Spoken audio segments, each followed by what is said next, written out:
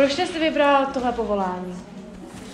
Je to môj koníček, moje povolanie je niečo iné, robím to popri zamestnaní a tak ako som vravel, dostal som sa k tomu náhodou cez jedného detka a zaujalo ma to tým, že je to úzko späté s prírodou. Moje povolanie je skôr také, že komunikujem s ľuďmi a toto je určitá forma relaxu a určitý návrat k prírode. Jaké jsou druhy včel a nebo kolik? Poznáme 3 základné druhy včiel.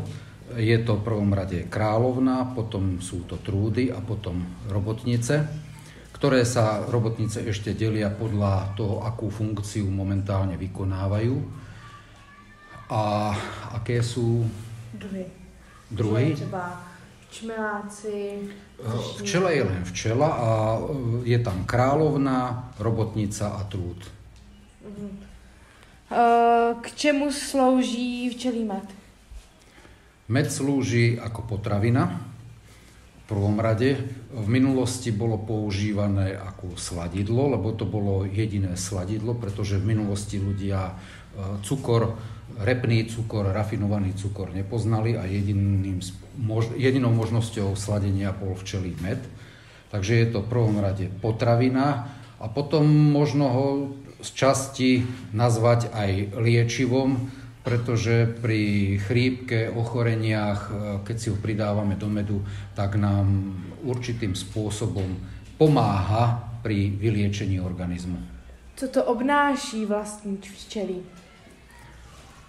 Je to určitá zodpovednosť, pretože nemôžete počas sezóny tie včely len tak nechať na pospas svojmu osudu. Potrebujú určitú starostlivosť a včelár musí byť aj flexibilný a sledovať počasie, prírodu a všetky vplyvy, aby vedel včas a vhodne reagovať na situáciu v prírode a situáciu v úli. Jak se vyrábí včelí med? Med vyrábajú včely z nektáru tým, že ho niekoľkokrát spracujú a následne uložia do bunky a k nektáru, ktorý prinášajú z kvetov, pridávajú vlastné enzymy a rôzne iné látky zo svojho tela. Jak udržovat včely v dobré kondici? Je to súbor rôznych opatrení, ktoré sú od jary až väčšinou do jesene, kedy včely idú na tzv.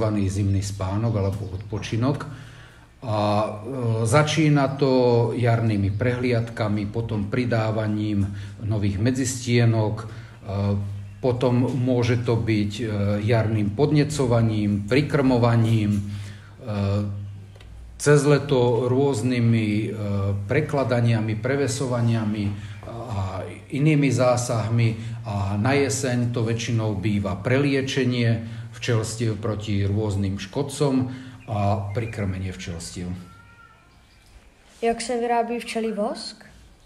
Vosk vyrábajú včely a ani ho nedá sa povedať, že vyrábajú. Vosk sa im tvorí na tzv. Voskových zrkadielkách, niekde na nožičkách. A tým, že sa im tam tvorí a vylučuje, tak včely ho odtiaľ zbierajú a používajú ho pri výstavbe svojho diela. K čemu slouží? Vosk slúži pre včely v prvom rade na stavbu diela a potom ľudia tento vosk spracovávajú a používajú ho vo farmaceutickom, kozmetickom priemysle alebo na výrobu rôznych dekoratívnych predmetov, sviečok napríklad. A jak se dá skladovat? Vosk stačí skladovať v suchu, v chlade, pri bežnej teplote. Ten nepodlieha nejakým veľkým zmenám. Takisto med pri správnom skladovaní, keď je v chlade, keď je v tme uskladnený a v suchom prostredí, tak med vydrží niekoľko rokov bez toho, aby bol poškodený alebo aby sa nedal znovu použiť, aby nedochádzalo k nejakým chemickým zmenám.